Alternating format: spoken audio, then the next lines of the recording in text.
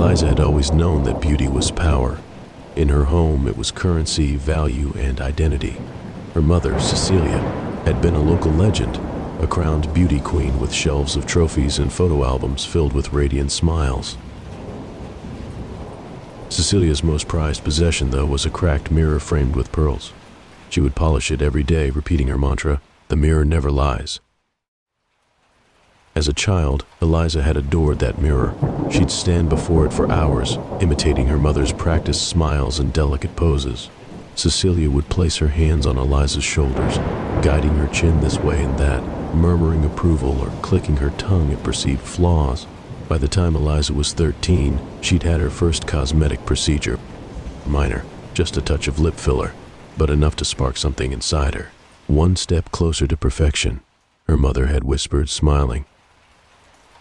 By her early 20s, Eliza's world revolved around her appearance.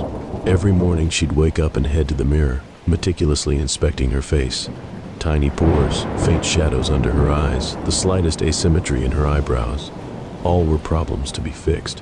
Her bathroom counter was crowded with creams, serums, and devices promising youth and flawlessness. She'd spent thousands on surgeries, each one chasing an elusive, ever-shifting ideal of perfection. Her social life had long since withered. Friends couldn't understand her obsession, and romantic relationships crumbled under the weight of her insecurity.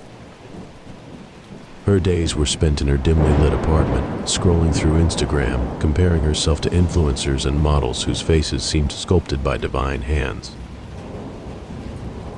Her only human connection was Dr. Beckett, her surgeon. He was a patient man, but even he had limits. "Eliza, you're beautiful, truly. You don't need another procedure," he said one afternoon, his voice tinged with frustration. But she couldn't hear him. All she could see was the slight unevenness in her lips, a flaw magnified 1,000-fold in her mind. "Just one more adjustment," she begged, her voice trembling. "I'll finally feel right after this." Dr. Beckett sighed but agreed, though reluctantly. He always did. The surgery didn't go as planned. A minor complication left her lips slightly asymmetrical, imperceptible to most but glaringly obvious to Eliza. When the bandages came off, she screamed. She stopped going outside entirely, her paranoia growing like a dark vine coiled around her mind. The mirrors in her apartment became her prison guards. Each reflection seemed to twist her features into something grotesque. The pores on her skin looked like craters. Her once flawless cheeks seemed to sag.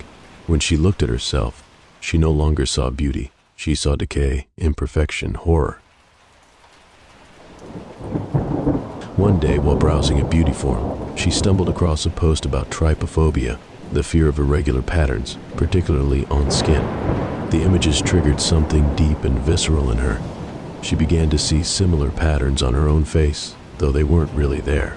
Pores became black holes, scars became ridges, and her mind spiraled further.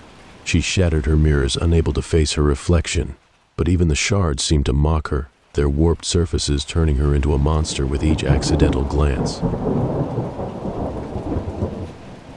The apartment became a tomb of shattered glass and flickering shadows. Eliza taped black garbage bags over the windows, blocking out any reflective surfaces. She stopped answering calls, even from Dr. Beckett, who left increasingly worried voicemails. Her self-imposed isolation only deepened her paranoia. She became convinced that the imperfections weren't just cosmetic, they were inside her, spreading like a disease. Her mind raced with wild theories. Was it the fillers, the surgeries, chemicals leaching into her skin? Late at night, she scoured the internet for solutions, landing on dubious forums and videos about DIY cosmetic procedures. She ordered syringes, scalpels, and numbing agents, all shipped discreetly to her door. "No one understands," she muttered to herself. "I'll fix it. I'll make it right." The night she decided to correct herself was eerily quiet. The city outside her apartment buzzed faintly, but inside, it was as silent as a grave. She locked herself in the bathroom, laying her tools on a pristine white towel. Her hands shook as she numbed her face, marking the areas she thought needed fixing with a trembling eyeliner pencil.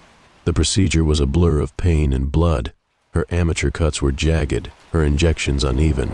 The mirror above the sink, cracked but still intact, reflected her grotesque transformation. Blood smeared her cheeks like war paint, and her swollen face barely resembled the image she'd spent her life chasing. "Almost there," she whispered through tears. "Just a little more." Days passed and no one heard from Eliza. Her landlord, alerted by the overpowering stench seeping into the hallway, used his spare key to enter her apartment. The sight that greeted him was nightmarish. The living room was littered with shards of glass, each reflecting distorted glimpses of the carnage. The air was heavy with decay and the metallic tang of blood. The trail led to the bathroom, where the door was locked. When he forced it open, he recoiled in horror.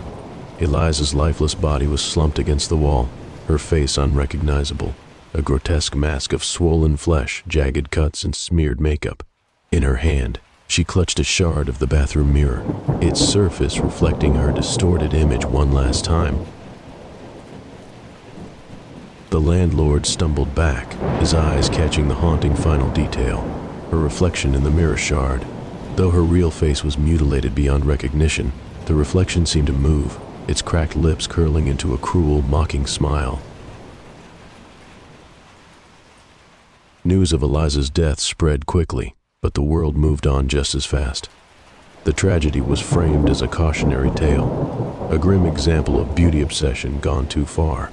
Yet on social media, her story became a grotesque spectacle. Influencers romanticized her legacy, posting photos of her from better days alongside captions like, "Rip to a true beauty queen." Some even speculated that her final act was a form of artistic protest, a misunderstood genius lost to the pressures of perfection. But in the dark corners of the internet, where Eliza had once sought solace, her story became a chilling warning. Users whispered about her apartment, claiming it was haunted. Visitors spoke of mirrors cracking spontaneously, their reflections warping without cause. Some swore they'd seen a faint image of Eliza in their own reflections, her disfigured face staring back at them with hollow, accusing eyes. The mirror never lies, they said, and neither did Eliza's reflection.